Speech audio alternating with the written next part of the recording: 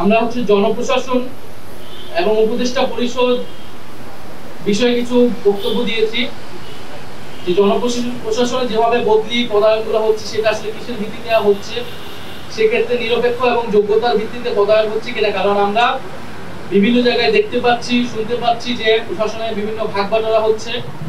বড় রাজনৈতিক দল হিসেবে যারা পরিচিত তাদের মধ্যে তারা নিজেদের মধ্যে প্রশাসন, এসপিডিসি এগুলো ভাগ বাটোয়ারা করছে এবং নির্বাচনের জন্য তারা সেই তালিকা করছে, সরকারকে সেগুলো দিচ্ছে এবং উপদেষ্টা পরিষদের ভিতর থেকেও সেই দলগুলোর সাথে সে ব্যাপারে সহায়তা করছে।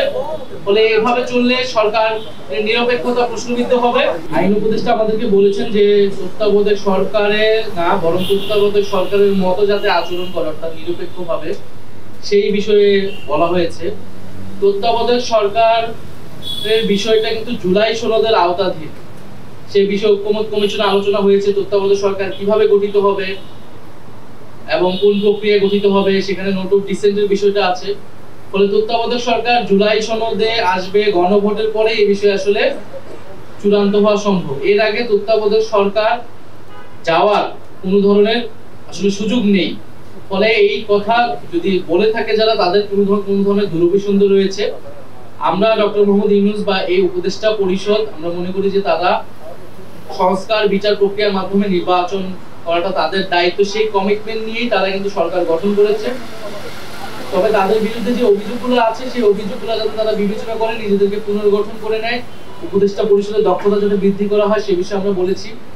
ছাত্র উপদেষ্টাদের বিষয়ে যেটা বারবার বলা হয়, তারা কোনো দলের প্রতিনিধি হিসেবে কিন্তু সরকারে নেই, গণ অভ্যুত্থানের প্রতিনিধি হিসেবে সরকারে রয়েছে।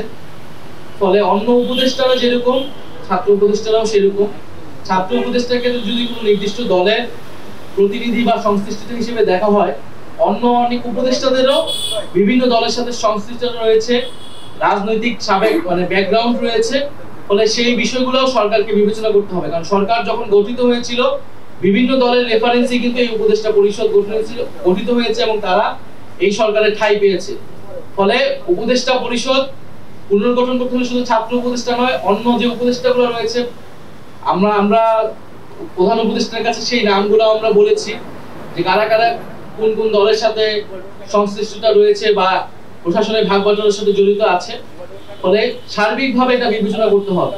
আমরা নির্বাচন কমিশনের ব্যাপারে এজ এ হোল আলোচনা করেছি যে আমরা নিবন্ধন পাওয়া থেকে শুরু করে এবং জাতীয় লীগ নামে যে আরেকটা দলকে নিবন্ধন দেওয়া হলো এবং শাপলা প্রতীক নিয়ে আমাদের সাথে কিরকম আচরণ করা হচ্ছে এবং ইশরাক হোসেনের মামলায় নির্বাচন কমিশনের যে অবস্থান ছিল এবং নির্বাচন কমিশন যে নিয়োগ কোন আগের আইনে যে নিয়োগ হয়েছে, ফলে পুরো প্রসেসে নির্বাচন কমিশনের যেই কার্যক্রম এবং প্রশ্নবিদ্ধ হয়েছে যে সেই বিষয়টা আমরা তুলে ধরেছি। আমাদের যদি প্রতীক না থাকে তাহলে তো আমাদের পক্ষে নির্বাচনে অংশগ্রহণ করা সম্ভব হবে না। আর অন্য কোনো প্রতীক তো আমরা নিব না, সেটা আমরা বলেছি। নির্বাচন শাপলা কেন আমরা পাবো না তার আইনি সাংবিধানিক ব্যাখ্যা আমাদের দিলে তখন আমরা অন্য প্রতীকের বিষয় বিবেচনা করব। তার এখন তো সেটা যদি নির্বাচন কমিশন না দেয় তার মানে সেটা শুধু প্রতীকের ইস্যু না, এটা নির্বাচন কমিশনের নিরপেক্ষতার প্রশ্ন, নির্বাচন কমিশন ন্যায় বিচার করছে কিনা একটা দলের সাথে সেটার প্রশ্ন। ফলে যে নির্বাচন কমিশন আমাদের নিবন্ধন এবং প্রতীক বিষয়ে আমাদের সাথে ন্যায় বিচার করে না, তার অধীনে নির্বাচনে গিয়ে আমরা নিরপেক্ষতা এবং ন্যায় বিচার পাবো, সঠিক ফলাফল পাবো, সেটাও তো আমরা বিশ্বাস করতে পারছি। আমরা মনে করি যে অবশ্যই এই উপদেষ্টা পরিষদের নিরপেক্ষ এবং দক্ষতা নিশ্চিত করা লাগবে একটি সুষ্ঠু নির্বাচনের জন্য। সেটা সেই দাবির সাথে আমাদের ভিন্নমত নেই।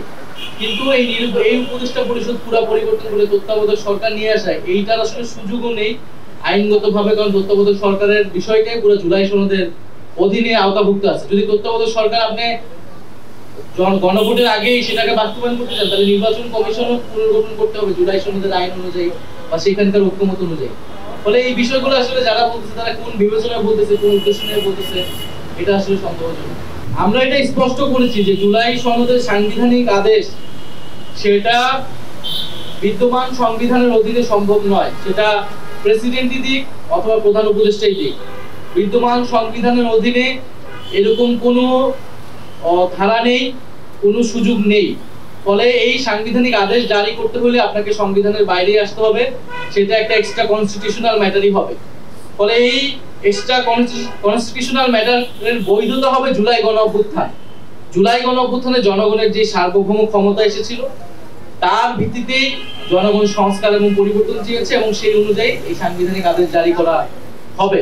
ফলে এই সাংবিধানিক আদেশ জারি করতে হলে প্রেসিডেন্ট চুপুর জুলাই গণ অভ্যুত্থানের কোনো বৈধতা নেই, বরং তার আগের আমলের ফ্যাসিস্ট আমলের নিয়োগকৃত রাষ্ট্রপতি তিনি। এই বৈধতা একমাত্র এই মুহূর্তে সরকারের ভিতরে ডক্টর মোহাম্মদ ইউনূসের আছেন। ফলে ওনাকেই এই আদেশটা জারি করতে হবে। পরবর্তী গণভোট এবং পরবর্তী যে সংস্কার পরিষদ হবে এবং সংসদ হবে তার মাধ্যমে পুরো বিষয়টা রেক্টিফাই হবে।